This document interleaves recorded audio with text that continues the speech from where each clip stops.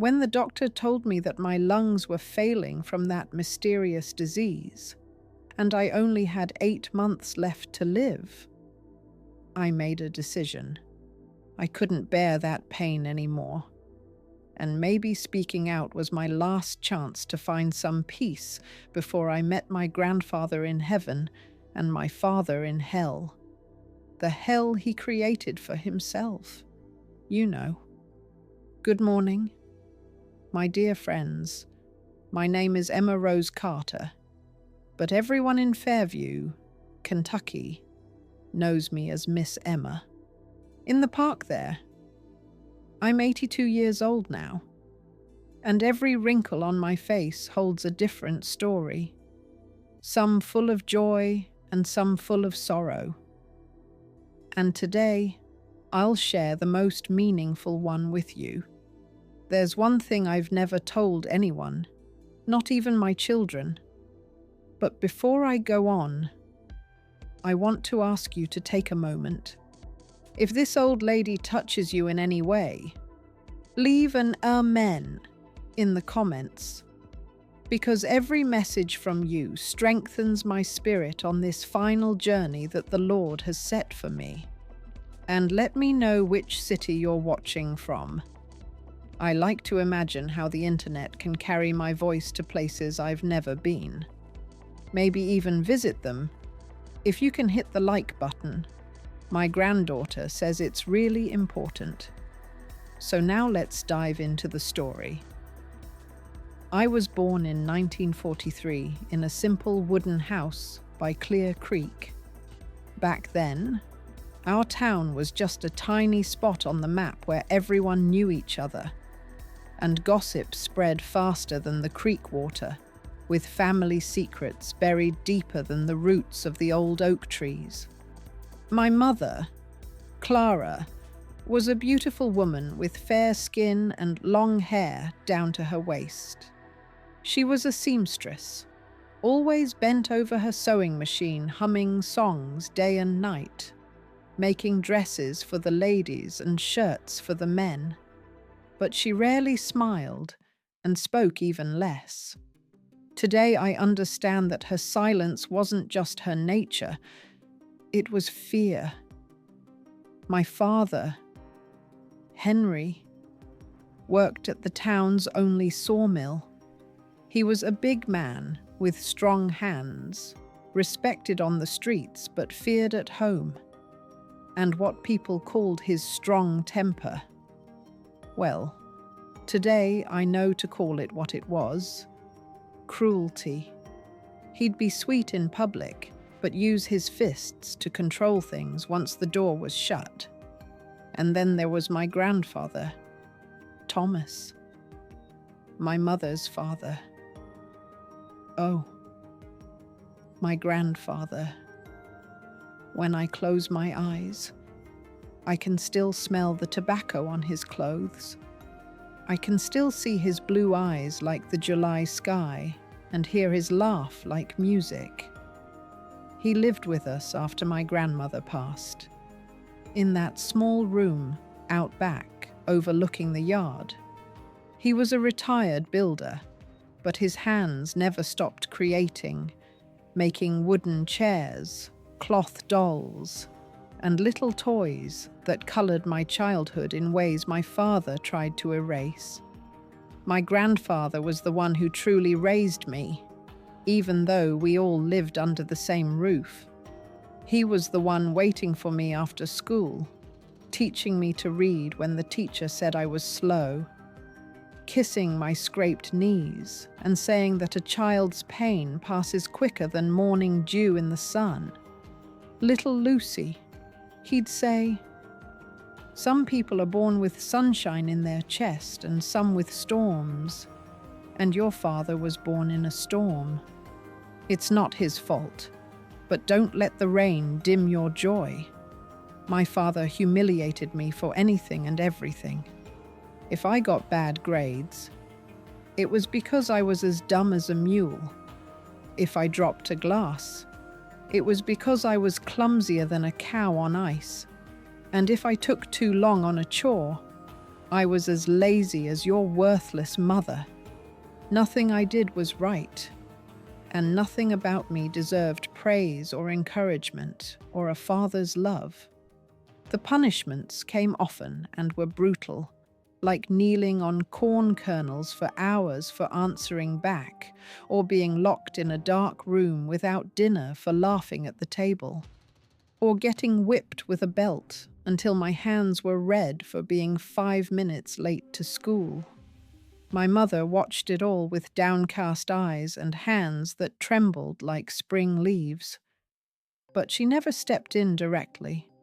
She didn't have the strength, but at night, after my father was asleep, she'd creep to my bed, rub herbal ointment on my bruises, and sing me lullabies even though I wasn't a child anymore. It was my grandfather who really protected me, even with his limitations as an old man facing a younger brute. "Henry," he'd say firmly when my father raised his hand to me, "if you hit that girl again, you'll answer to me." And for some reason, my father would back down. Maybe it was the respect for elders back then, or maybe deep down he knew my grandfather was right. Or perhaps, and I only realized this later, because we depended on my grandfather's pension to make ends meet. The nights my father worked late at the sawmill were our quiet celebrations. My grandfather would pull out his old guitar, play country songs, teach me square dancing, and tell ghost stories that made me laugh more than fear.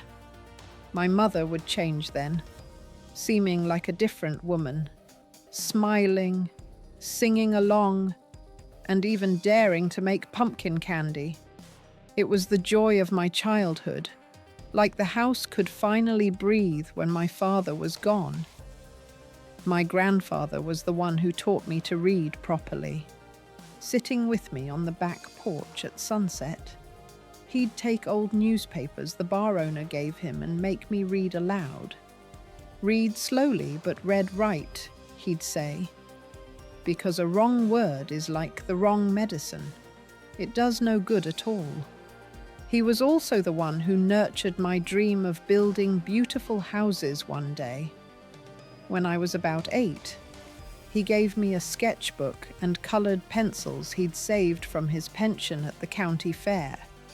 "Draw the house you want to build when you grow up," he encouraged.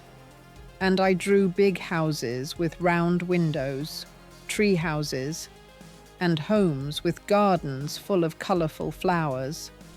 My father tore up many of those drawings, saying I was filling my head with nonsense and that poor girls had no future beyond marrying and having babies.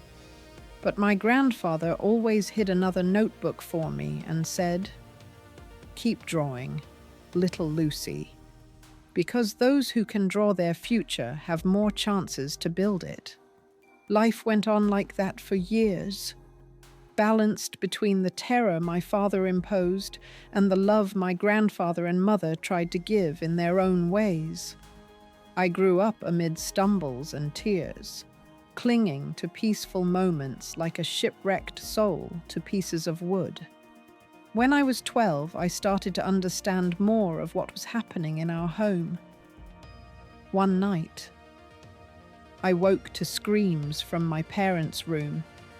The next day, my mother showed up with a black eye, saying she'd walked into a door.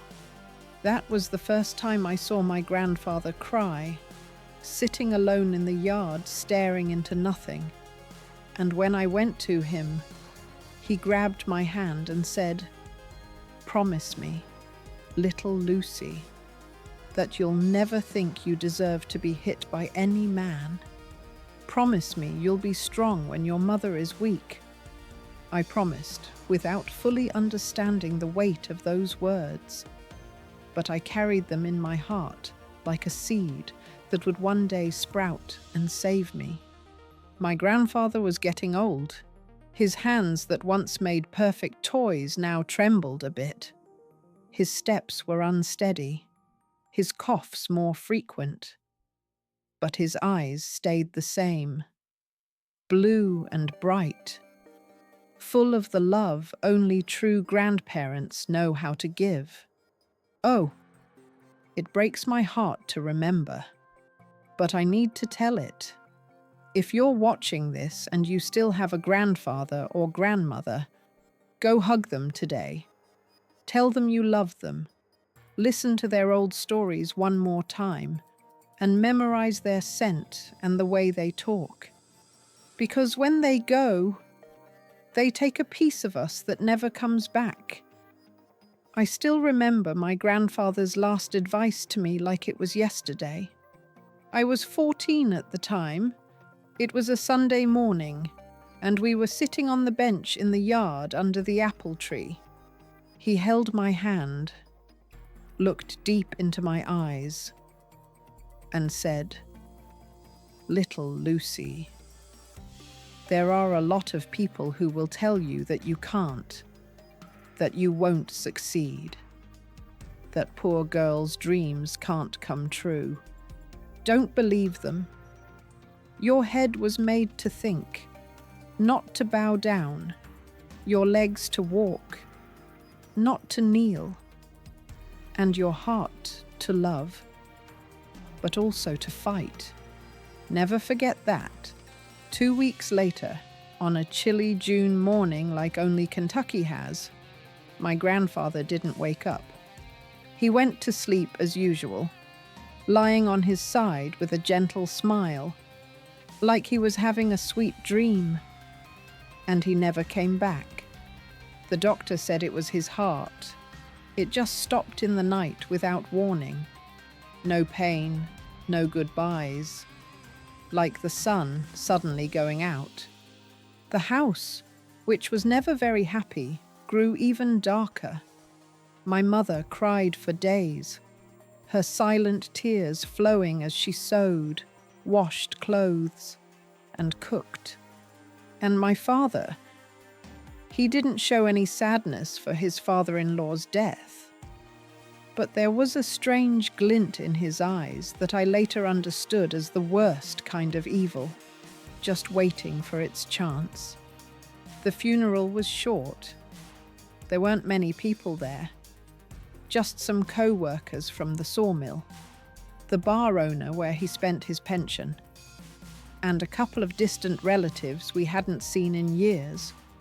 My mother wore black and stayed silent through the whole thing, her face hidden behind a thin veil to mask whatever emotions she had or didn't have. I didn't shed a single tear. In that moment, watching his simple coffin lowered into the ground in that small town cemetery, I felt an odd emptiness, like a chapter had turned, a dark chapter closed forever.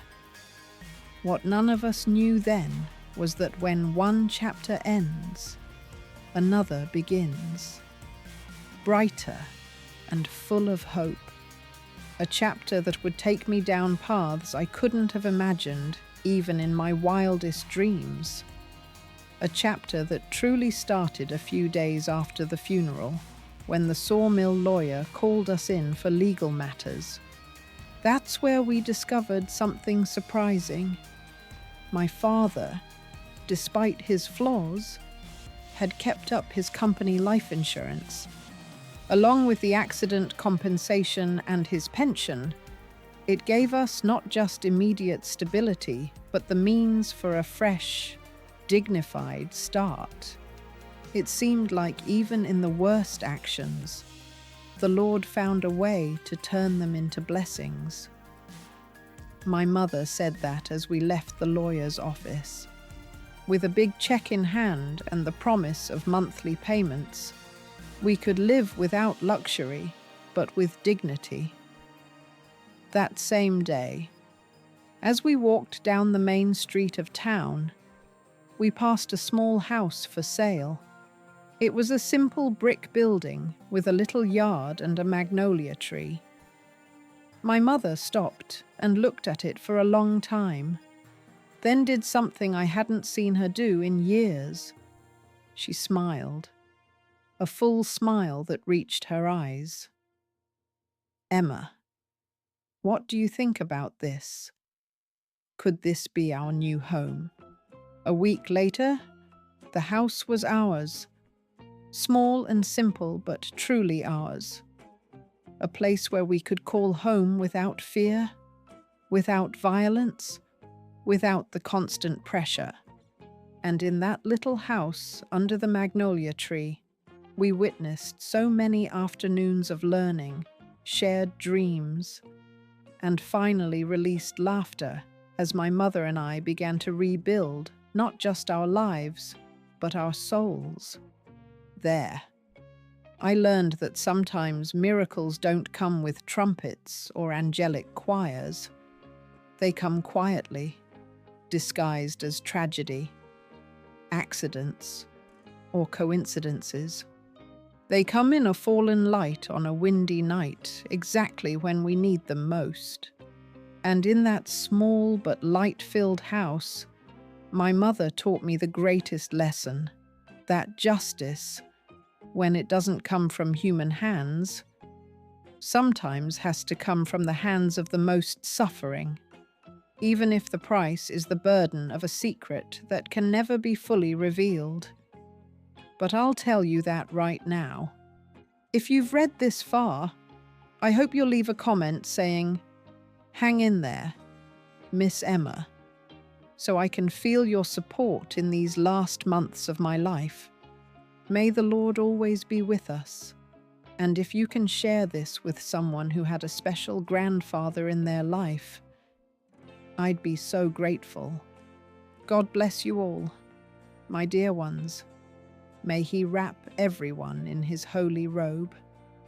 That afternoon, after we returned from the cemetery, the house felt emptier than usual. The small room out back, without my grandfather's guitar leaning against the wall, without his tobacco smell, without his presence, was like an open wound I avoided looking at. My mother went to bed early, saying she had a headache, but I think she couldn't stand being in the living room staring at the empty chair where he used to sit every evening listening to the radio. I stayed in the kitchen, washing the dishes after the funeral coffee, my tears falling silently into the sink as I tried to understand how the world could keep going without him. Outside, night fell quickly, as it always does in winter. June of 1957 felt colder than any other month I'd known. Just then, I heard my father's footsteps entering the kitchen. He'd gone to the bar after the funeral, something my mother didn't even try to stop. From the strong smell of alcohol and the way he walked, I could tell he'd drunk more than usual. "Where's your mother?" he asked. His voice slurred. "She has a headache." I answered without turning around, still washing the dishes and silently praying he'd go to bed. I felt him come closer. The alcohol smell grew stronger, mixed with sweat and tobacco, a combination that still makes me nauseous decades later. "You know, Emma," he said, getting so close I could feel his hot breath on my neck. "Now that the old man's protection nonsense is over, I'm the only one in charge here." I froze, the wet dish slipping from my hand. There was something in his voice that made me alert, like a small animal sensing danger before seeing it. "I'll finish up here and go to bed too," I said, trying to keep my voice steady, even though my heart was pounding like it might burst. Right then, I felt his big hand grab my arm and turn me to face him.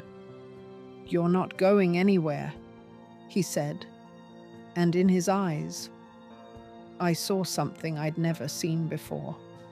It wasn't just the usual anger. It was something else that made my blood run cold. "I've always wanted to teach you a lesson.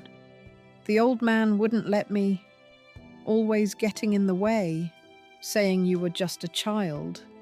But look, you're not a child anymore." His eyes roamed over my teenage body in a way that made me want to disappear, made me feel dirty just from being looked at like that. "Dad, please let me go," I pleaded, my voice so weak I didn't want to hear it. But he gripped my arm tighter and pulled me down the hall toward the room that used to be my grandfather's. I tried to resist, to pull away, but it was like fighting a wall. He was too strong, and I was too small. "No one's going to protect you now."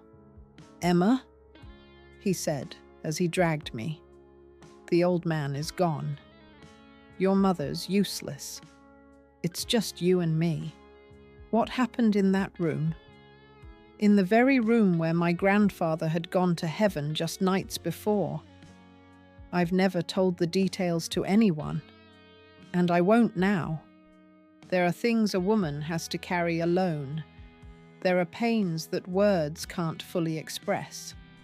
I can only say that that night, with the moon hiding behind clouds, as if it didn't want to see, my father destroyed what was left of my childhood. He took something he had no right to take, soiled memories that should have been sacred, turned my grandfather's room from a haven of love and safety into the worst nightmare of my life. I remember looking out the window as it happened, seeing a small patch of sky through the old curtains, desperately searching for a star, any sign that God or my grandfather was watching over me. But that night, sky was too dark. Even the stars refused to witness. When it was finally over, he left the room without a word, leaving me curled up in the corner like a wounded animal.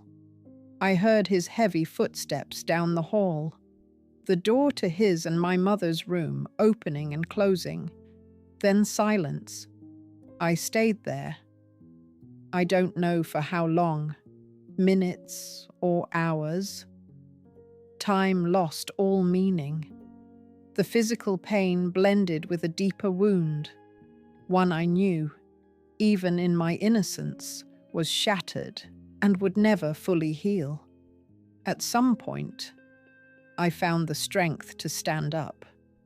I stumbled to the small bathroom in the back of the house, where I washed with cold water, scrubbing my skin until it was red in a hopeless effort to wash away the horror. I cried quietly, biting my lip to make no sound, the taste of blood mixing with the salt of my tears. I couldn't go back to my room, which was next to theirs. Instead, I wrapped myself in an old blanket on the sofa in the living room, shivering, not sure if from the cold or the fear, and prayed all the prayers my grandfather had taught me, praying that it was just a terrible nightmare and that the sun would rise to take away that cursed night. But when dawn broke, bringing its cold winter light through the window cracks, the reality was still there, heavy as lead on the shoulders of that little girl. It wasn't a dream. It had happened. And something inside me said it would happen again unless I did something about it. My mother was the first to wake up, as usual. When she saw me curled on the sofa, she paused for a moment, her eyebrows furrowed in worry. "Emma, why are you sleeping here? Did you feel sick last night?"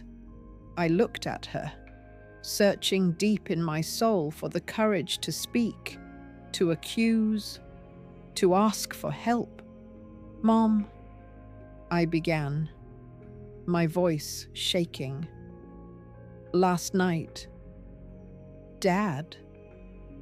The words were too hard, stuck in my throat. How do you explain the unexplainable? How do you put something so horrific into simple sentences? But I didn't need to finish.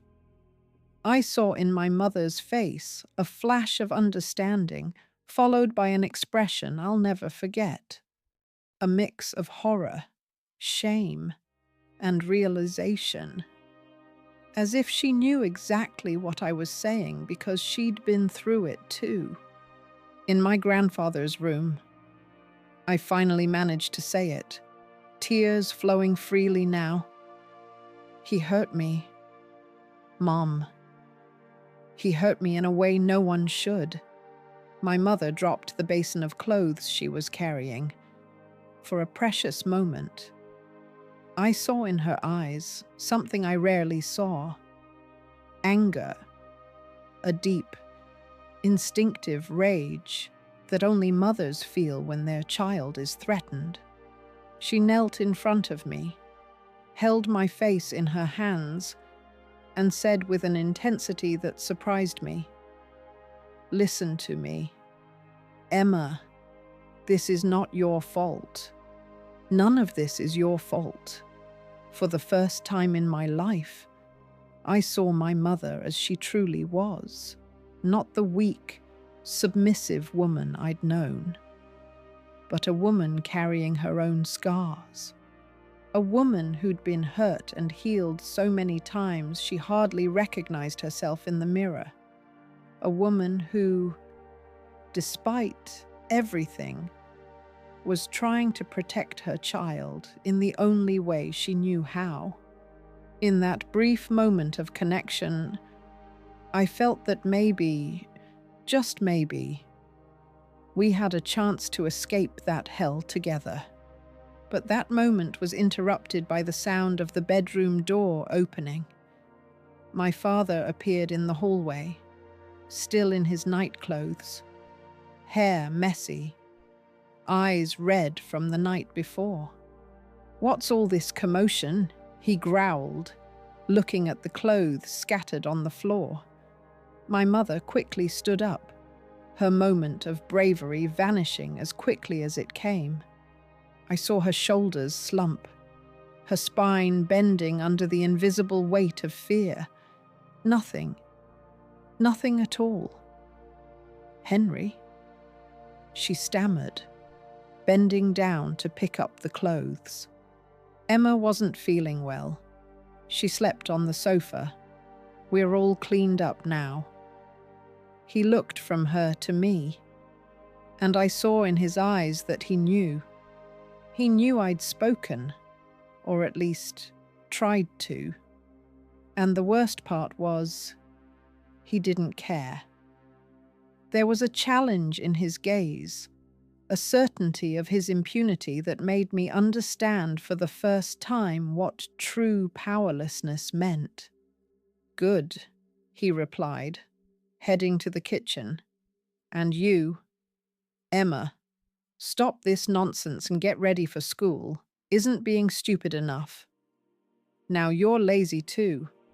How could I go to school? How could I pretend everything was normal after what happened? How could I sit at my desk learning fractions and verbs when my world was falling apart?" But I went. I put on my uniform, brushed my hair, grabbed my books, all in mechanical motions as if my body was disconnected from my mind. I kissed my mother's cheek before leaving, a habitual gesture. But this time our eyes met for longer than a second. A silent moment filled with shared pain, shame, and her unspoken plea for forgiveness. That day at school, I sat at the back of the class and didn't say a word. The teacher called my name several times, concerned by my silence, but I barely heard her. It was as if I was drowning. Sounds came muffled and distorted, At recess, my closest classmate, Mary Ann, came over and asked if I was sad about my grandfather. I nodded, grateful for the ready excuse. People were quick to think it was just grief. The truth was too heavy to share, too shameful to voice. I walked home that afternoon, dragging my feet, wishing the road would never end. The house that had been my refuge when my grandfather was alive was now a prison, full of lurking dangers. Every corner, every shadow seemed to hide threats. What I didn't know was that the worst was yet to come. When I got home, I found my mother in the kitchen. Her face was freshly slapped, her eyes swollen from crying, and my father sitting at the table waiting for me. "So you're making up stories, aren't you?" he said as soon as I walked in, his voice dangerously calm. "Lying about your own father." He'd confronted my mother about our morning conversation, pried out of her what we knew, what we'd said, and now, with that terrifying calm, he accused me of lying. They weren't lies, I tried to say, finding some leftover courage somewhere inside me. Maybe it was my grandfather's voice echoing in my memory. Maybe it was just survival instinct. "Do you know what you've done?"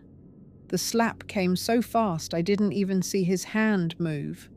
I just felt the impact, my face burning, the metallic taste of blood from his ring cutting my lip.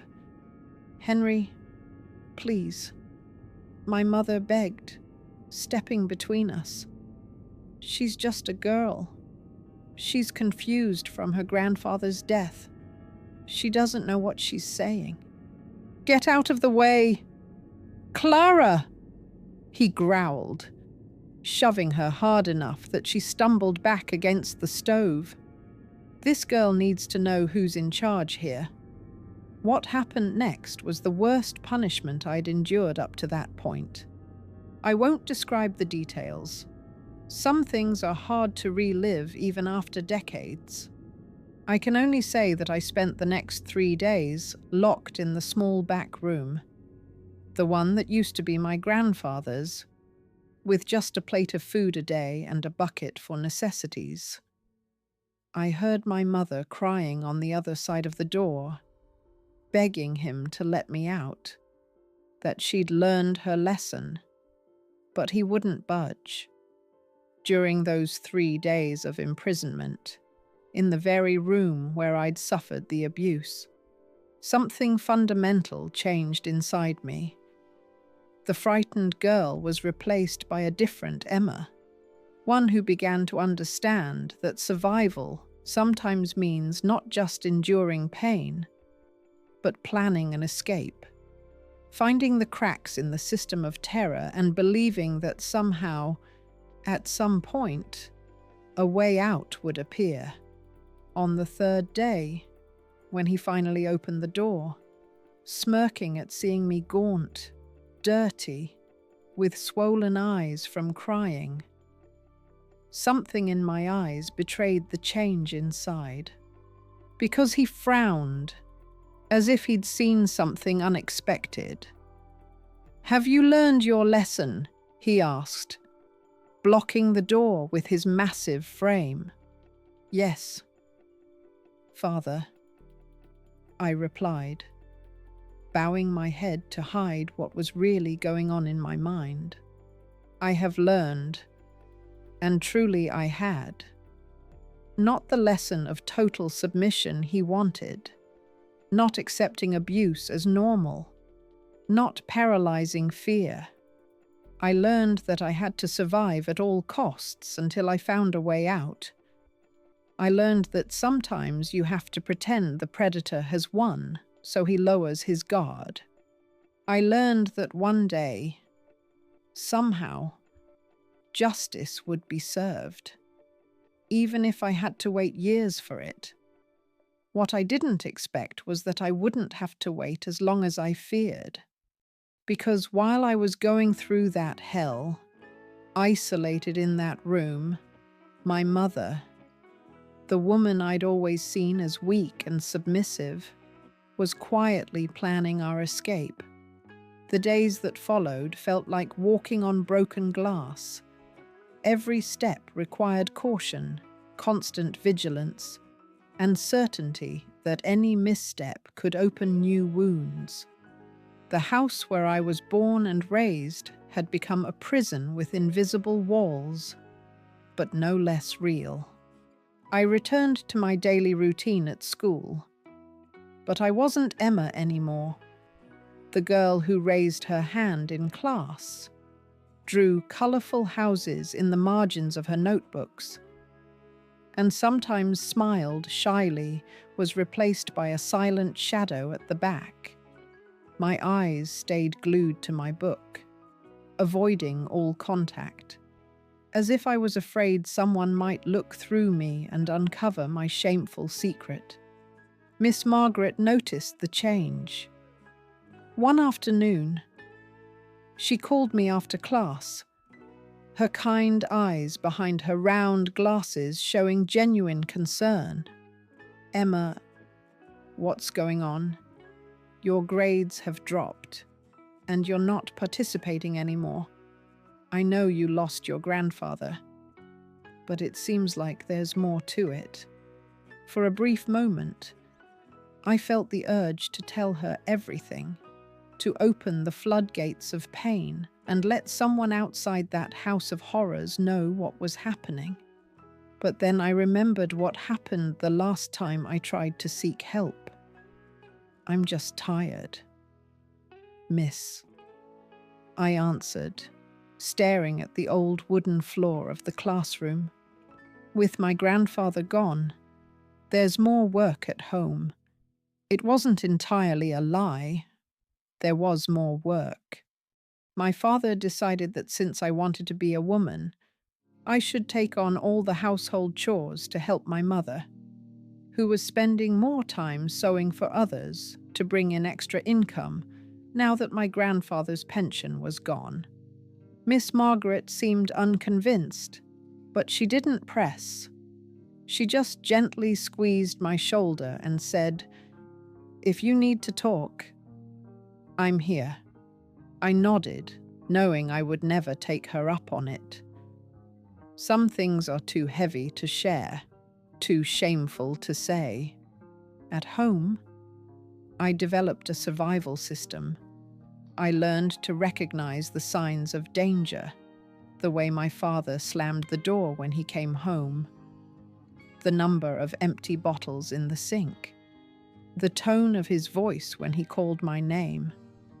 I learned to make myself invisible when needed, hiding in corners, sleeping with a chair against my bedroom door. My mother and I rarely spoke about what happened that night after the funeral, or what kept happening on the nights he came home drunk from the bar and sought me out in the middle of the night. There was an unspoken pact between us, an understanding that saying it out loud would make it more real, more unbearable.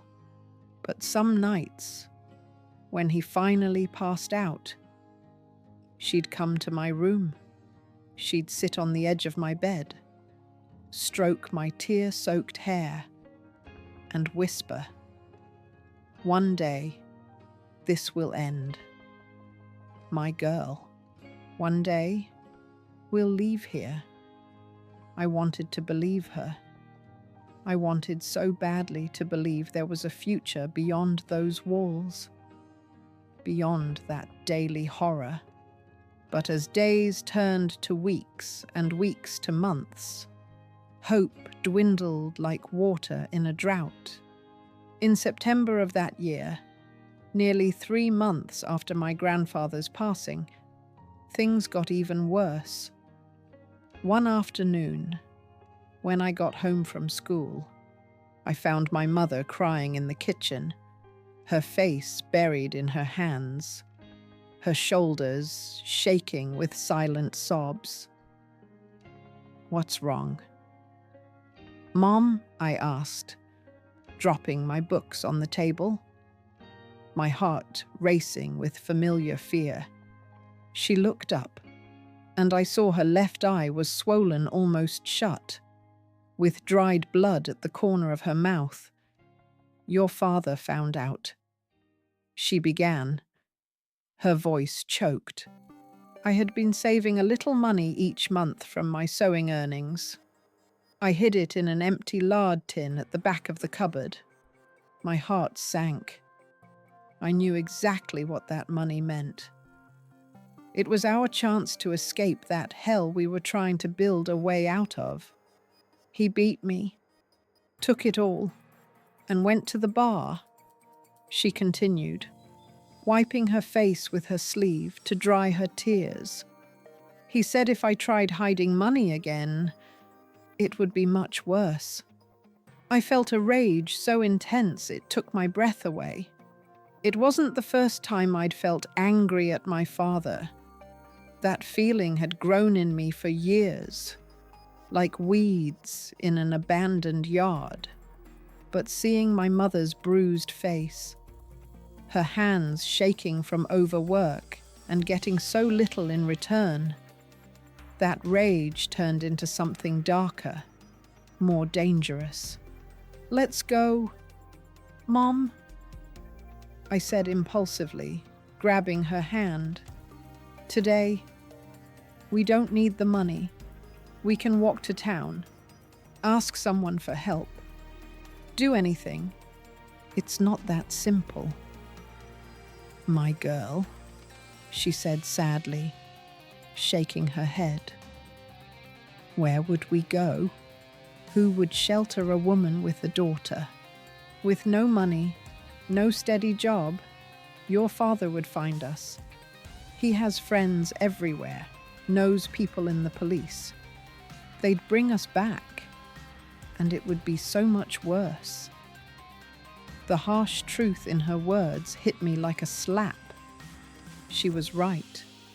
In America in the 1950s, a separated woman was seen as a disgrace, a failure. Doors would close to us. Judgment would follow us. And the law almost always favored the husband, the father, the man of the house.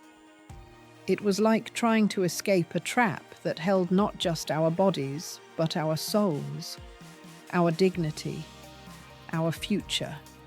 "So are we just going to stay here forever?" I asked, my voice choked with despair. "Let him keep doing this to us until I can't say anymore." "No," she answered, her voice unusually firm. "Not forever. I'm thinking of something else, another plan. But it will take time and has to be careful. He can't suspect anything." She didn't tell me more that day. Maybe she was afraid that if I knew too much, I might slip up. Maybe she wanted to protect me from the burden of that knowledge. Whatever the reason, I respected her silence and held on to the belief that for the first time in a long while, there might still be a glimmer of hope. In the weeks that followed, I noticed small changes in my mother's behavior. She started going out more to deliver her sewing, sometimes taking longer than usual. She began attending church more often, not just on Sundays, but on weekday evenings. And strangest of all, she became overly attentive to my father, cooking his favorite meals, praising his work at the sawmill, acting obedient and pleasant, even when he came home drunk and aggressive. I confess that at first, I felt betrayed by this change. How could she be kind to the man who had hurt us so much? How could she smile at him, serve him attentively, When she knew what he did to me on those nights when alcohol stripped away his moral restraints. One night, I couldn't take it anymore and argued with her while we were washing dishes together. My father had passed out from drinking. "Why are you being so nice to him?" "Mom," I whispered, pain evident in my voice. "After all he's done." She looked around as if to check we were alone, then leaned in closer. "Sometimes, my girl, we have to make the wolf think we're the sheep, so he lowers his guard. Don't ever forget that." The way she said it with an intensity that didn't match her usual meekness echoed in my mind for days. What exactly was my mother planning? What kind of strategy required her to act this way? October arrived with heavy rains that turned the dirt streets of our neighborhood into impassable mud. Our old, poorly maintained roof started leaking in spots, forming puddles on the concrete floor of the living room. My father complained constantly, promising to fix it next weekend. But the money that should have bought new tiles always ended up in bottles at Joe's bar. School was tough, even when I tried my best to focus in class. My mind kept wandering back home, to the fear of what I'd find when I returned, to my mother's secret plans. My grades, already slipping, dropped even lower. Miss Margaret called me again, this time more seriously. "Emma, if you keep this up, you'll fail the year.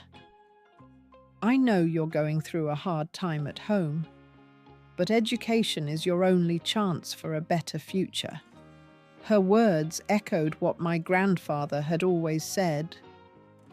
Education is your only chance.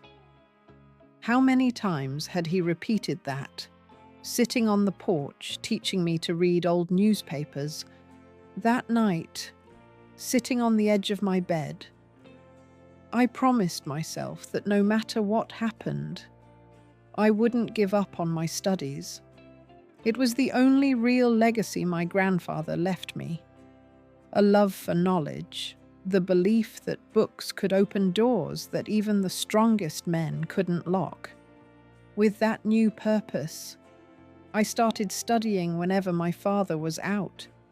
I made the most of every minute he was away, poring over books, memorizing formulas, practicing handwriting that cost so much. It wasn't easy. My mind often wandered. Thoughts got jumbled. Fear constantly drained my focus. But I persisted, like the little plants that grow in sidewalk cracks. In mid-November, on a particularly warm Friday for that time of year, I sensed that something big was about to happen. My mother had been fidgety all morning, checking the kitchen clock every few minutes, rearranging things around the house. "Are you going out?" I asked, confused by her behavior. "No," she answered simply, continuing to fold and refold that tablecloth. "But your father is... Today is payday at the sawmill." That explained part of her nervousness. Payday was always the worst day. He'd get his pay, head straight to the bar, and come home in a state, often violent. He arrived around 6 p.m., his pay envelope in his shirt pocket, the smell of sawdust clinging to his clothes, his hair, his skin. He seemed in a good mood. He'd gotten extra for overtime and was excited about spending some on a new radio. "A man deserves a reward for hard work," he said, counting the money on the kitchen table. "I'll stop by Joe's bar to celebrate, and tomorrow we'll go into town to look at this radio." My mother just smiled and agreed. then served the dinner she'd prepared so carefully, a golden roasted chicken, a treat we rarely had because it was expensive. And there was even milk pudding for dessert. She herself was dressed neater than usual, in her only nice dress. And she'd even put on a touch of lipstick. "What's the special occasion?" my father asked, suspiciously but clearly pleased by the attention. "Nothing," she answered with a smile. "I just thought you deserved a good dinner after all your hard work." The words I'd used months earlier on that fateful night after the funeral. I felt a shiver run down my spine. There was something calculated in my mother's eyes, something determined. When my father left for the bar, taking most of the money and leaving just enough for weekly groceries, my mother called me over. "Emma," she said, taking my hand, "I want you to sleep at Miss Margaret's tonight." Miss Margaret, the teacher. Why, I asked, bewildered. "I've arranged it with her. You'll say your mother has to go care for a sick aunt in the city and doesn't want to leave you alone with your father. She's a good woman. She understands the situation without me having to explain much." My heart pounded in my chest. This wasn't normal. My mother had never sent me away overnight, not even on the worst nights. "What's going on?" "Mom, what are you planning?" "The less you know, the better for you, my girl. But know this. Tomorrow, when the sun rises, our lives will be different. The promise I made to you that one day this would end will become reality sooner than we thought." I wanted to ask more, to know the details, to understand the plan she'd been building for months. But there was a determination in her eyes that made me back off. Whatever it was, she needed to do it on her own. "Do you trust me?" she asked, squeezing my hand. "I trust you," I answered without hesitation. And I did. Despite everything we'd been through, despite the times she couldn't fully protect me, I knew deep in my heart that my mother loved me more than her own life. I packed a small bag with necessities for the night, a change of clothes, a toothbrush, and the little rosary that had been my grandfather's. I kissed her on the forehead before leaving. She hugged me tighter than usual, as if she wanted to hold on to the feel of me being close. She hugged me tighter than usual, as if she wanted to hold on to the feel of me being close. She hugged me tighter than usual, as if she wanted to hold on to the feel of me being close. She hugged me tighter than usual, as if she wanted to hold on to the feel of me being close. She hugged me tighter than usual, as if she wanted to hold on to the feel of me being close. She hugged me tighter than usual, as if she wanted to hold on to the feel of me being close.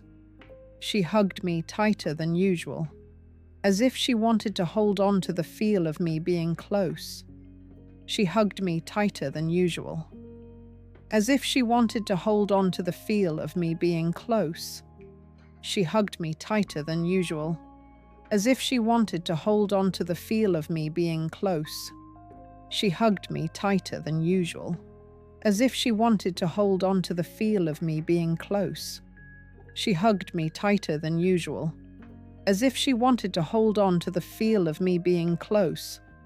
She hugged me tighter than usual, as if she wanted to hold on to the feel of me being close. She said to me, "Tomorrow, my dear daughter," whispering softly in my ear, "tomorrow, we'll start fresh."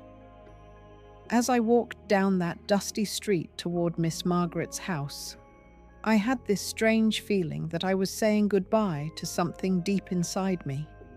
It wasn't just the house or that life full of fear, but also a part of myself and my mother that I was leaving behind. Little did I know back then that everything would change forever when the sun rose the next day. I didn't realize at that moment that everything would be different once the sun came up the next day, and not for the reasons I imagined or in the way my mother had planned. Life, as I've learned so many times over my 82 years, has its own way of unfolding, no matter how carefully we make our plans. Sometimes the miracles we wait for come disguised as tragedy, and sometimes freedom arrives through paths we never choose for ourselves. And that's exactly what happened on that November night in 1957 when fate stepped in to help us in an unexpected way. It brought a surprising miracle through the hands of chance. Or perhaps, as I like to believe, through the hands of my grandfather, still watching over his granddaughter. Even from the other side, I woke up the next morning to a knock on the bedroom door at Miss Margaret's place, where she had arranged for me to stay.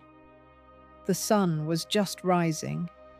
A faint light slipped through the window, and for a moment, I was disoriented, not sure where I was. "Emma, wake up." Her teacher's urgent voice brought me back to reality. "There's someone here looking for you." My first thought was pure horror that my father had found out about our plan and come to take me away. I jumped up, my heart pounding so hard it hurt. But when I opened the door, it wasn't him standing there. It was Sergeant Thompson, the only officer in our small station, dressed in his serious uniform. Next to him, Miss Margaret looked at me with a mix of sympathy and worry that made my blood run cold. "What happened?" I asked in a weak voice, barely audible. "Is it my mother?" The sergeant knelt down to my level, a kind gesture that seemed out of place from someone we all feared for his strictness. "Emma," he said, his voice gentler than I'd ever heard. "There was an accident at your house this morning. A fire." The word didn't sink in right away. Our home was simple, made of old wood, but we'd never had fire problems. My mother was so careful with the wood stove and candles during blackouts. "Where's my mother?" I tried to say, my throat tightening so much I could hardly get the words out. I saw the sergeant and Miss Margaret exchange glances. That silent way adults communicate when they're deciding how to break terrible news to a child. "Your mother's all right," he finally answered, and I felt my legs go weak with relief. "She's at the county hospital with some minor injuries from the smoke, but nothing serious." I breathed in some smoke, but it wasn't serious at all. And I asked about my father, even though deep down I already knew the answer. Then there was another moment of silence before he said something about my father. He couldn't get out in time. The sergeant finally told me, and when the neighbors saw the fire and rushed to help, the room where he was sleeping was already anyone's death, even if it was the person who had caused me so much pain. It wasn't really sadness either. It was something more complicated, a mix of shock, relief, guilt for feeling that relief, and fear about what would happen next. I just wanted to see my mother. That was all I could say. Of course, Miss Margaret replied, rapping. "I'll take you there right now." The drive to the county hospital in Sergeant Thompson's jeep felt like a hazy dream. I remember the bumps in the dirt road, the smell of cigarette smoke in the cracked leather seats, and the adults talking up front. Their words scattered as my confused mind tried to piece them together. A lamp tipped over, too drunk to wake up to the smoke. The neighbors said they heard screams, but by the time they got there, thankfully, I wasn't home. The hospital was a low brick building with a big cross at the entrance. Inside, there was the smell of disinfectant and something else I later recognized as the scent of human suffering. We found my mother in a small room she shared with 2 other patients. When she saw me, her eyes filled with tears, I ran to hug her, noticing the bandages on her arms and the black soot around her nose, the smell of smoke still clinging to her hair. "My daughter," she whispered, pulling me to her chest with a strength that surprised me given her condition. "Thank God you're safe."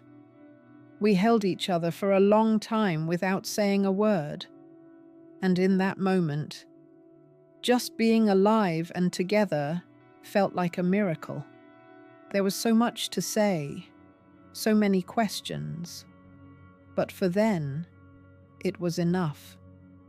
When we finally pulled apart, I saw Sergeant Thompson standing in the doorway, watching our reunion with a puzzled expression. Miss Margaret sat in the corner chair, gently wiping her eyes with a handkerchief. "Mrs. Clara," the sergeant said as he stepped closer to the bed. "I know you're still recovering, but I need to ask you some questions about the fire."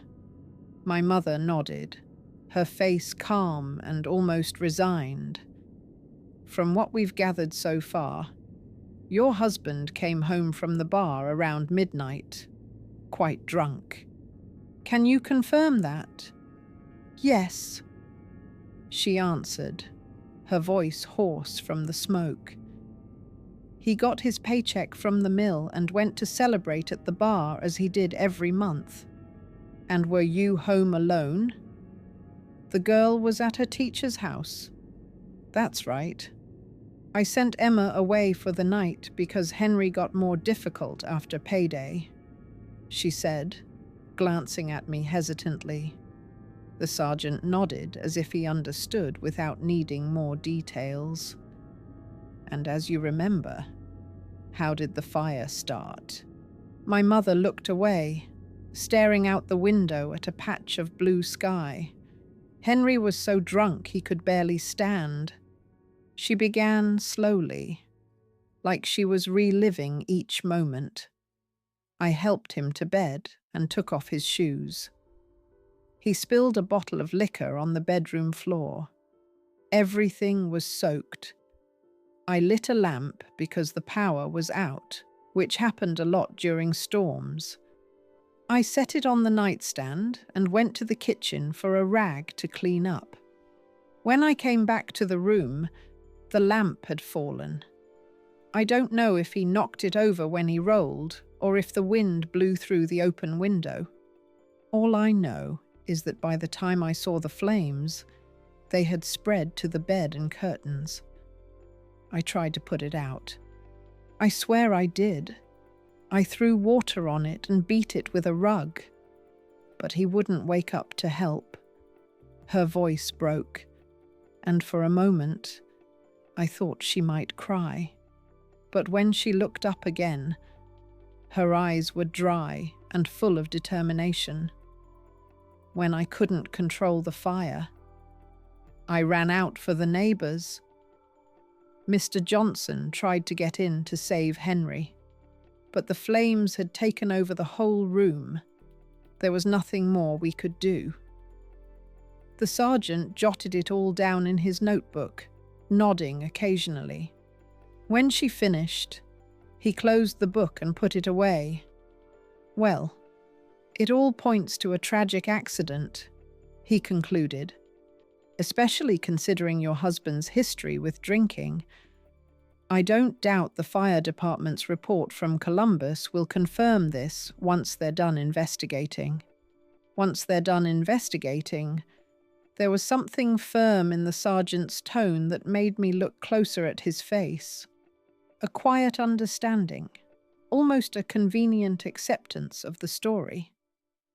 It wasn't until years later, when I was grown and Sergeant Thompson had retired, that he confessed to me during a chance meeting at Sunday service that he never fully believed the story of the fallen lamp.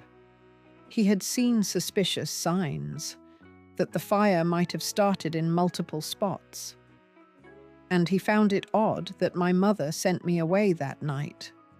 "But you know, Emma," he told me years later, "back then there were no laws against domestic violence, no special police for women.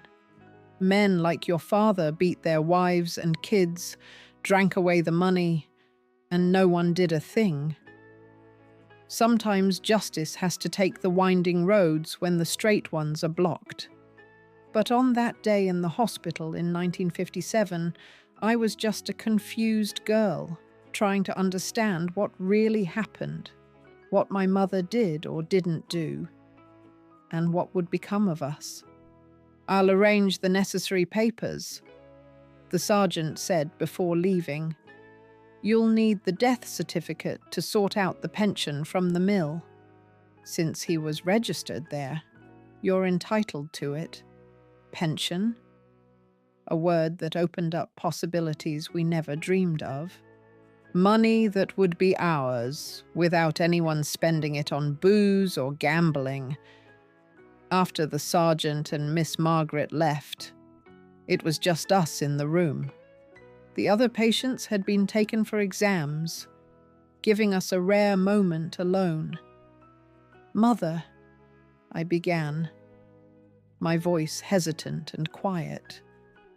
"What really happened last night?" She gripped my hand tightly, her eyes fixed on mine with an intensity I rarely saw. "Exactly as I told the sergeant," she replied firmly, even though she was shaken.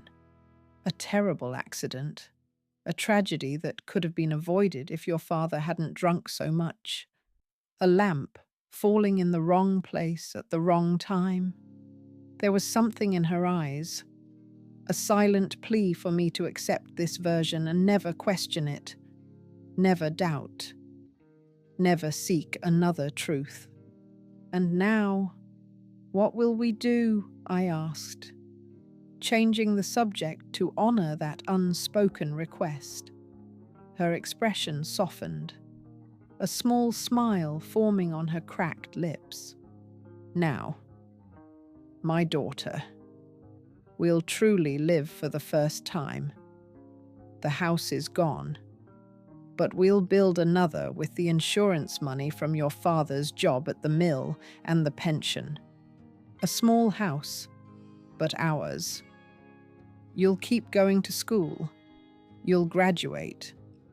You'll become what your grandfather always wanted for you in life. And what about you?" "I'll keep sewing," she said. "But now I can charge a fair price. Not just what your father allowed. I can save money without fear. I can sleep without worry and wake up without new bruises. I can breathe. Emma, after all those years, I can finally breathe." There in that hospital bed, injured and covered in soot, with a voice still raspy from smoke. My mother had never seemed so strong, beautiful, and alive. 3 days later, she was discharged. Since our house was completely destroyed by the fire, Miss Margaret took us in temporarily. News of my father's tragic death spread quickly through the small town. Reactions were mixed. Some people were genuinely saddened. Others barely hid their relief. Many pretended to be surprised by an ending that deep down everyone expected for a man who lived like he did. The funeral was brief. Only a few attended some co-workers from the mill, the bar owner where he spent his paychecks, and 2 or 3 distant relatives we hadn't seen in years. My mother wore black and stayed silent through the service, her face hidden behind a thin veil that concealed whatever emotions she felt or didn't feel. I didn't shed a single tear, not even one. In that moment, staring at the simple coffin being lowered into the ground at the town cemetery, I felt neither hate nor love, just a strange emptiness, like a page had turned in my story. A dark chapter closed forever. What none of us knew then was that when one chapter ends, another begins, brighter and full of hope. A chapter that would lead me down paths I never imagined, even in my wildest dreams. That chapter truly started a few days after the funeral, when the mill's lawyer called us in to handle the legal matters. That's where we discovered something astonishing. Despite all his flaws, my father had updated his life insurance through the company. That insurance, along with the accident compensation and the monthly pension, gave us not just immediate stability, but the chance for a new beginning with dignity. It seems that even in his worst actions, God finds a way to turn them into blessings. My mother commented as we left the lawyer's office. With a substantial check in hand and the promise of monthly payments, we could live without luxury, but with dignity. That very day, as we walked down the main street of town, we passed a small house with a for sale sign. It was a simple brick structure with a little yard and a dogwood tree. My mother stopped and looked at it for a long time, then did something I hadn't seen her do in years. She smiled, a full smile that reached her eyes. "What do you think?" "Emma, could that be our new home?" A week later, the house was ours, small and modest, but truly ours, the first place we could call home without fear or violence. No more burdens of oppression. And in that little house under the dogwood tree, we witnessed many afternoons of studying, shared dreams, and laughter that was finally set free. As my mother and I rebuilt not just our lives, but our souls, there, I learned that miracles don't always come with trumpets or angelic choirs. Sometimes they come quietly, disguised as tragedy or accidents or mere coincidence. They arrive in a fallen lamp on a windy night when we need them most. And in that small but light-filled house, my mother taught me the greatest lesson, that justice, when it doesn't come from human hands, sometimes comes from the hands of the suffering, even if the cost is a secret carried forever, because some secrets, my dear ones who are following me, are not meant to be told. They are made to be kept in the silence of the heart, carried to the grave as a final act of protection for those we love. And if today, at 82, in what might be my last legal year of life with a few months left, I decide to share this story, not to judge what was done or not done on that distant November night, but so you know that even in the darkest nights, when every door seems closed, a silent miracle might be forming in the shadows. waiting for the exact moment to reveal itself.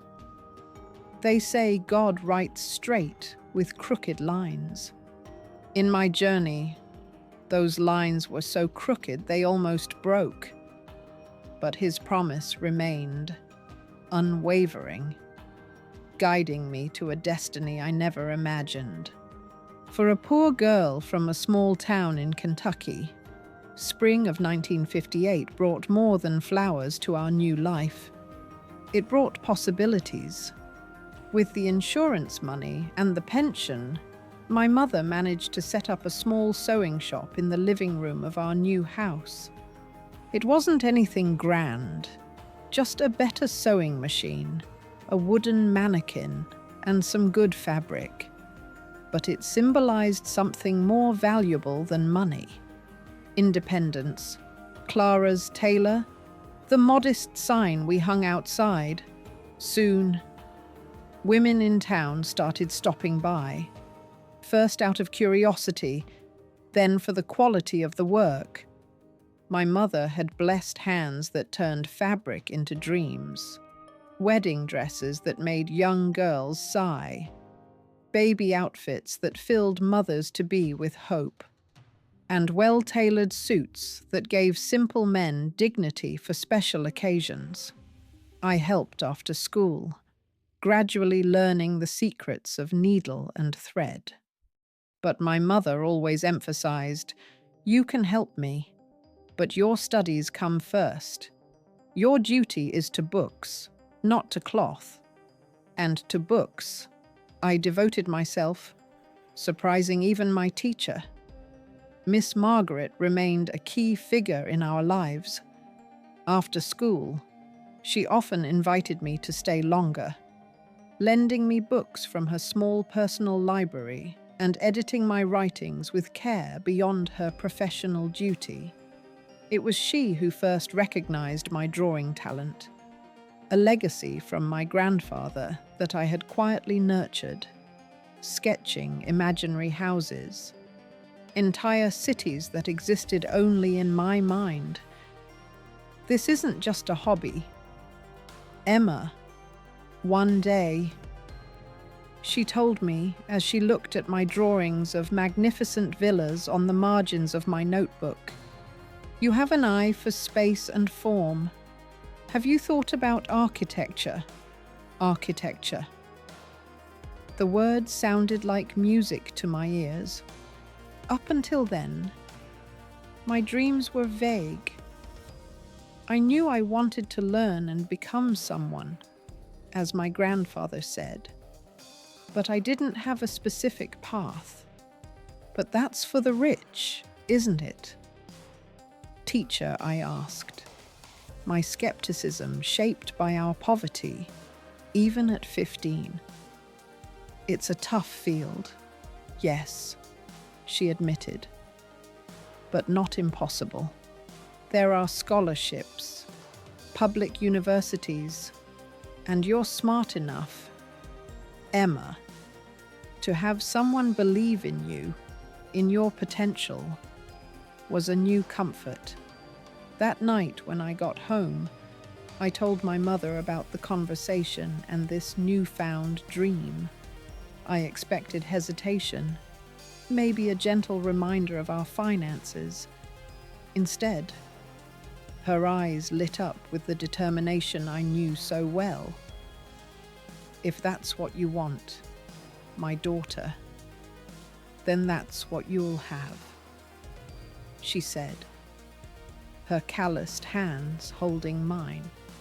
"I'll work twice as hard. I'll save every penny. But you'll get that degree." The years that followed were ones of hard work for her at the sewing machine, often late into the night. And for me, buried in books, studying beyond what school required. I finished junior high as the top student, an achievement we celebrated with a simple cornbread, but hearts full of pride. High school meant going to a larger town nearby, an hour's bus ride away. The extra travel costs strained our budget even more. but my mother never complained. It's an investment, not an expense. She always said when I worried about money at that new school, more demanding with teachers trained at the state's best universities, my horizons truly expanded. There, I encountered new ideas, authors I'd never heard of, sciences I didn't even know existed. There, I also faced my first real resistance to my dream of architecture.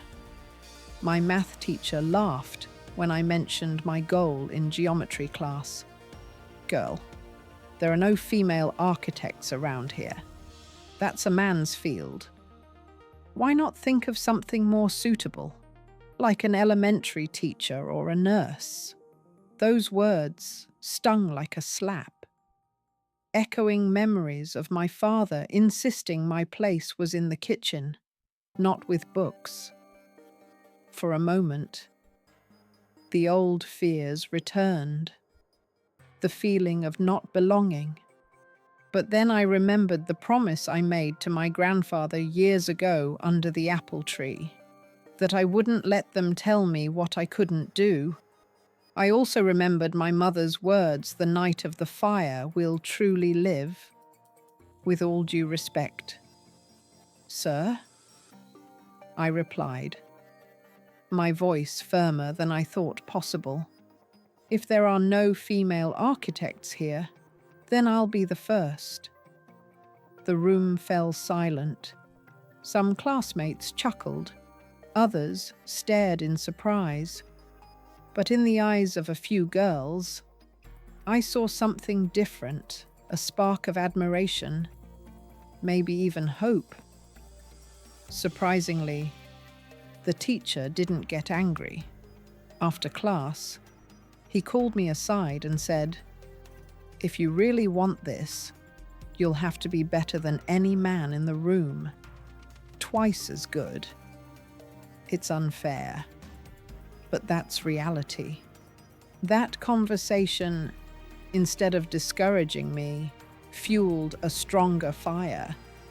I started studying math and physics with almost obsessive dedication.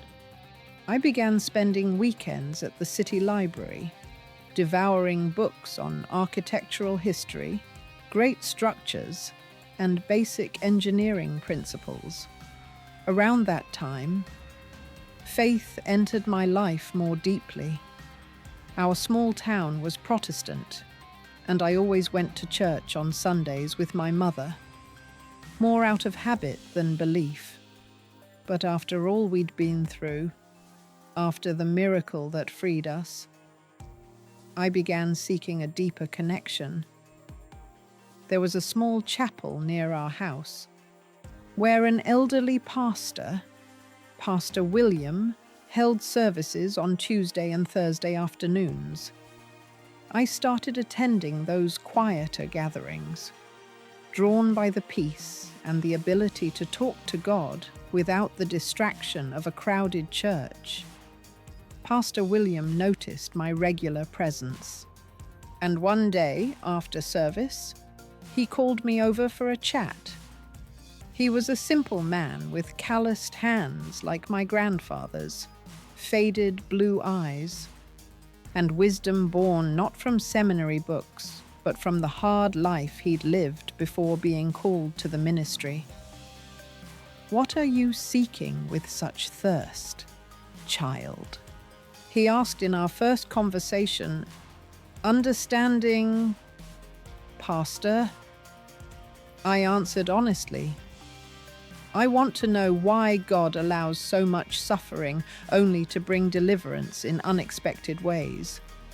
He smiled as if he recognized something specific in my vague words. "God doesn't cause suffering, child. He just weaves good from the tangled threads we humans create with our free will, our choices of right or wrong." Those words touched something deep in me, in the weeks and months that followed. I returned to talk with the pastor many times, I never spelled out the abuse from my father, the suspicious fire, the secrets my mother and I carried. But somehow, in the spaces between our talks about faith, forgiveness, and divine justice, I felt he understood. It was he who gave me my first personal Bible, a small black-covered edition I still keep today. Its yellowed pages marked with my youthful notes. He also taught me to pray, not just with memorized words, but from the heart. True faith, he once said, isn't believing God will do everything we want. It's believing that no matter what happens, He'll be with us, guiding and lifting us, turning even the worst situations into opportunities for growth. This deeper understanding of spirituality helped me process my past traumas. Forgiveness, not because what happened was forgivable, but because forgiving was necessary for my own freedom to move forward without the weight of resentment. In 1961, at 18, I took the entrance exam for the Architecture and Urban Planning program at the University of Kentucky. It was a dream that seemed almost impossible for a girl from the countryside, daughter of a seamstress with no connections or resources for expensive prep courses. On exam day, my mother woke up before dawn to prepare a hearty breakfast. She said it was to nourish that special brain of mine, setting out cornbread, homemade bread, fruit, a simple feast made with so much love it moved me. Before I left, she gave me something wrapped in a silk handkerchief. "What's this?" "Mother," I asked, unwrapping it. "It's a medal of St. Thomas, the patron saint of workers, families, and fathers. It was your grandfather's," she explained, her eyes glistening with tears. "He said St. Joseph protected him at work and gave him strength in hard times. I want you to take it today so he can be present in this important moment." I pinned the metal piece inside my dress, feeling its coolness against my skin like a promise, a connection to the first man who believed in my potential, even when I was too young to understand what that meant. The exam was tough and exhausting, testing not just knowledge, but mental endurance. When I left, I wasn't sure of the results. I only knew I'd given it my all, answering each question with the determination of someone who knew it might be my only chance. The weeks of waiting were agonizing. My mother pretended to be calm, but I saw her lighting more candles, praying more than usual, anxiously watching for the mail. When the letter from the university finally arrived, my hands shook so much I could barely open the envelope. My mother was beside me, as nervous as I was, but trying to be strong. "Whatever God wills," she said, squeezing my hand. "If not this time, we'll try again next year." But it was this time. The words "accepted" and "ranked among the top" appeared on the paper like a victory cry. I not only passed, but secured one of the best spots, ensuring a place in the most competitive daytime program. My mother let out a yell that the whole neighborhood must have heard. She hugged me so tightly we almost fell over, and then we started dancing around the room, laughing and crying, startling even the cat sleeping on the chair. "Your grandfather is watching this from heaven," she said through joyful tears. "He's so proud of his granddaughter." That night, we did something we'd never done. We went out to dinner, not to a fancy restaurant. Our town didn't even have one, but to the only diner in the central square. We ordered the most expensive thing on the menu, a steak with fries that we shared, and a cold Coca-Cola, a rare luxury back then, to the future architect of the family. My mother toasted with her soda glass. "To the best mother in the world," I replied, swallowing the lump in my throat, the one who turned the impossible into possible for me. But the biggest challenge was still ahead. The university was in Athens, nearly 100 miles from our small town. Moving to the city would require money we didn't have, and a separation we'd never experienced. How will we manage? "Mother," I asked that night, the initial excitement giving way to practical worries. "We'll find a way," she answered with the calm certainty that always impressed me. "We've always done that, haven't we?" And we did. In the months that followed, my mother worked even more at the shop, taking on extra orders and sewing late into the night. I got a part-time job at the town's only stationery store, saving every penny of my meager earnings. Amazingly, the community rallied to help. When news of my acceptance to the University of Kentucky spread, we became local celebrities. Clara's daughter, the one who's going to be an architect in Athens.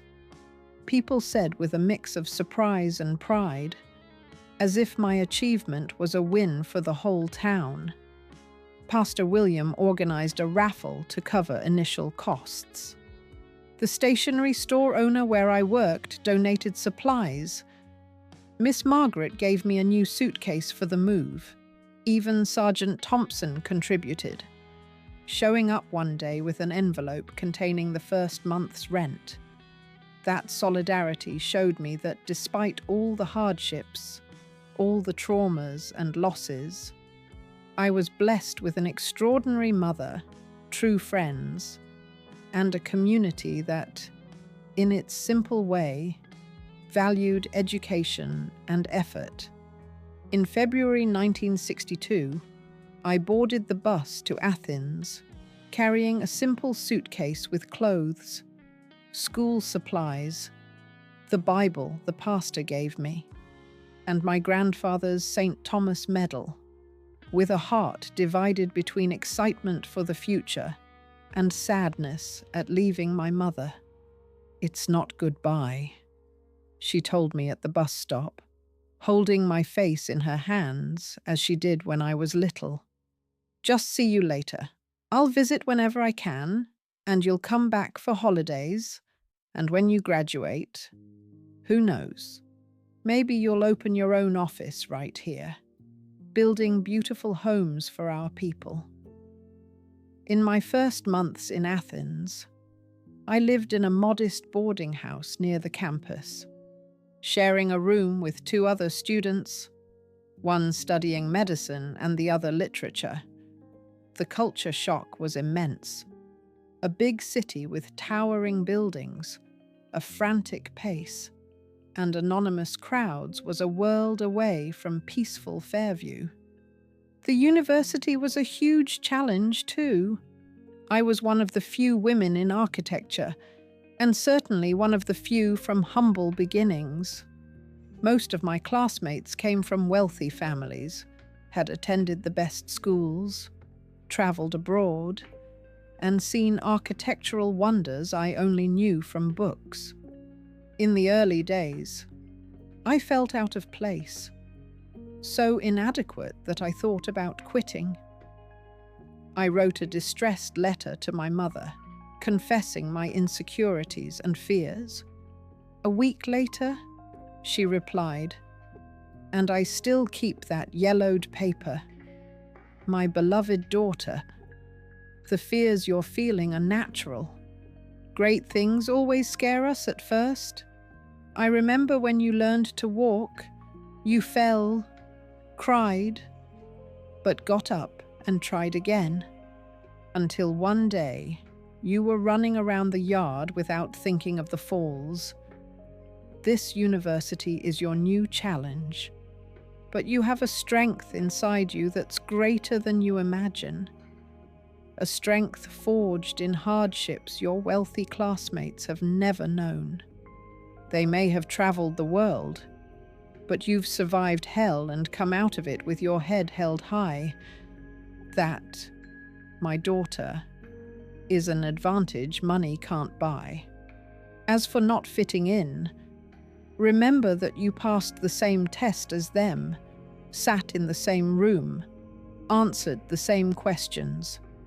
Your place there wasn't given, it was earned. Now take a deep breath, hold your head high, and show them, and especially yourself, that Emma Rose Carter can do what she sets out to do. With all my love and pride, your mother. That letter changed something fundamental in me. I taped it to the wall of my room, and in moments of doubt, which were many, I read her words again. They reignited my determination. My college years were intense, challenging, and transformative. I studied more than everyone, slept less, seizing every learning opportunity. On weekends, while my classmates went to parties, I stayed in the library, reading not just architecture books, but also art, history, and philosophy. Building knowledge I never had the chance to before. In my third year, I received a research scholarship that eased the financial pressure a bit. In my fourth year, I started interning at a small architecture firm, gaining practical experience and a little income to rent a room of my own. Small but private. My mother visited every 3 months, always bringing homemade cornbread, clothes she sewed just for me, and the unconditional love that was my greatest strength. During breaks, I returned to Fairview, helping at the shop, reuniting with a few friends who stayed in town, and visiting Pastor William for long talks about faith and purpose. Throughout those college years, my faith deepened. In Athens, I joined a young Christian group at the church near my boarding house. There, I found not just spiritual comfort but true friendships. People who shared my core values, even with completely different life stories. In December 1966, at 23, I graduated with a degree in architecture and urban planning from the University of Kentucky. On graduation day, as they called my name, and I walked across the stage to receive my diploma, I saw my mother in the audience, elegant in the navy blue dress she had made for the occasion. Her eyes were teary, her hands clapping as enthusiastically as if to make up for the absence of my grandfather, and the father who never valued me, of all those who didn't believe this moment was possible. As I stepped down from the stage with my diploma in hand, I went straight to her, ignoring the ceremony, the classmates, the professors. I knelt before her, not in submission, but in reverence, and placed the diploma in her hands. "It's yours too," I said. My voice choked with emotion. Every sleepless night at the sewing machine, every sacrifice you made, every time you chose my future over your comfort, it's all in this paper. She took the diploma with trembling hands, looking at it as if it were too precious to touch, then handed it back to me and simply said, "No, my daughter. It's yours by right and effort." I only did what any loving mother would do, but we both knew that wasn't true. She did more than any mother. She sacrificed everything, risked everything to give me a chance she never had. After graduation, I received offers to stay in Athens and work at established firms, pursuing a promising career. But my heart belonged to the countryside, to the small town where my journey began, where my grandfather was buried, where my mother waited. I returned to Fairview and opened my own architecture office, the first in that town, and certainly the first run by a woman in the entire area. At first, clients were few and skeptical. A female architect, does she really know about construction? I heard the whispers around town, but soon my talent spoke for itself. My first projects, simple yet functional and beautiful homes, started drawing attention. The work grew, and my reputation solidified. Within a few years, I had clients not just in my town but across the region. My mother, now in her 50s, still sewed, but now for pleasure, not necessity. We bought a larger house with a special room for her workshop and another for my office. We planted a dogwood tree in the yard to commemorate our new beginning after the tragedy. In 1970, I met Edward James, a construction engineer from Columbus who came to work on the town's new bus station project. He was a good man, kind and respectful, so different from my father that sometimes I wondered if they were even the same species. We married in 1972 in a simple ceremony at the same church where I'd talked with Pastor William years before. In fact, he, though elderly but still sharp, officiated our union, trembling as he blessed this new chapter in my life. Edward agreed to live with us in the house I shared with my mother, an unusual arrangement at the time, but it worked perfectly for us.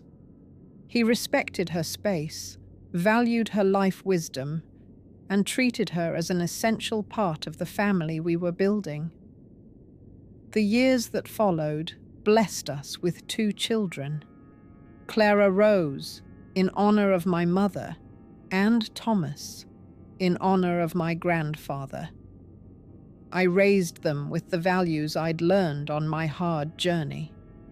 The importance of education, the transformative power of faith, and above all, the priceless value of self-respect and respect for others. My career flourished. I designed homes, schools, small commercial buildings, always striving to create spaces that not only sheltered the body, but nourished the soul. I became known for an architecture that respected local traditions, while introducing subtle innovations that made a difference in people's lives. My mother lived to see it all. She lived to hold my children, to tell them stories, to watch them grow up strong and safe, free from the fears that marked my childhood. She lived to see her daughter respected, fulfilled, and whole. She lived to witness the fruits of her sacrifices, her courage, and her unconditional love. When she passed in 1993 at 85, she went peacefully in her sleep, like someone closing their eyes after a long, well-lived journey. At her funeral, the whole town showed up, not out of obligation or social custom, but out of genuine respect for that simple woman, who not only sewed clothes with needle and thread, but mended destinies. Today, At 82, the same age my mother was when she was diagnosed with cancer, I look back and see the path always moving forward, despite the stones, the unexpected turns, the lurking abysses, always finding light even in the darkest moments.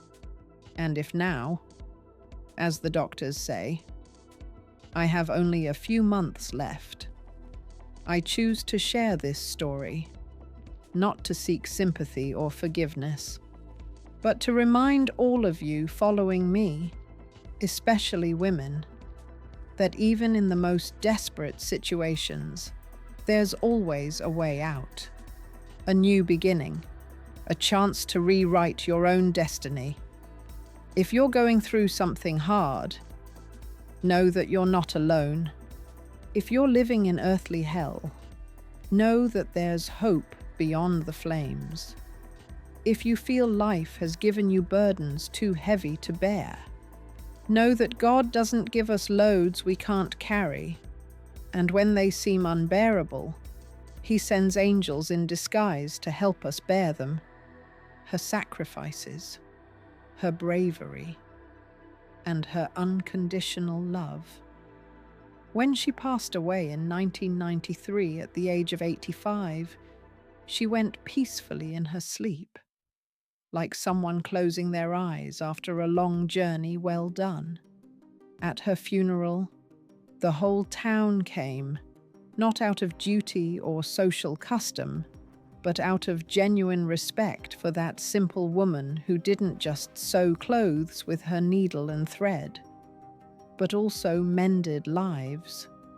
Today, at the age of 82, the same age my mother was when she was diagnosed with cancer, I look back and see the path that always moved forward, no matter the rocks, the unexpected turns, or the lurking dangers, always finding light even in the darkest moments. And if the doctors are right, and I only have a few months left, I've decided to share this story, not to seek sympathy or forgiveness. The purpose is to remind everyone watching me, especially women, that even in the most desperate situations, there's always a way out, a new beginning, a chance to rewrite your own destiny. If you're going through something tough, know that you're not alone. If you're living in your own hell on earth, know that there's still hope beyond the flames. If life has given you a burden that's too heavy, know that God won't give us burdens we can't bear. And when they seem unbearable, He'll send angels in disguise to help us carry them. I'll use these final months to be grateful for everything, the blessings and the challenges, the joys and the pains, the people I love and even those who hurt me, because all of it has brought me here and shaped the woman I am today. Before I end this chat, I want to ask that if this story touches your heart, please leave an amen in the comments. It gives me strength in my last days of this journey. And if you can hit the like button, my granddaughter says that helps more people hear about this story. Oh, and don't forget to subscribe to the channel. My granddaughter posts testimonies from other women like me, stories of pain, overcoming, and faith. Subscribe to Grandparents' Tales if you haven't already. May God bless each one of you. My dear ones, I hope that stories like mine, full of pain and overcoming through faith. Please subscribe to Grandparents' Tales if you haven't yet, and may God bless each one of you. My beloved ones, I truly hope for that peace. Peace reigns in my heart, even as I face the certainty of the end times approaching, and I pray it will reign in your hearts too. And please, never forget,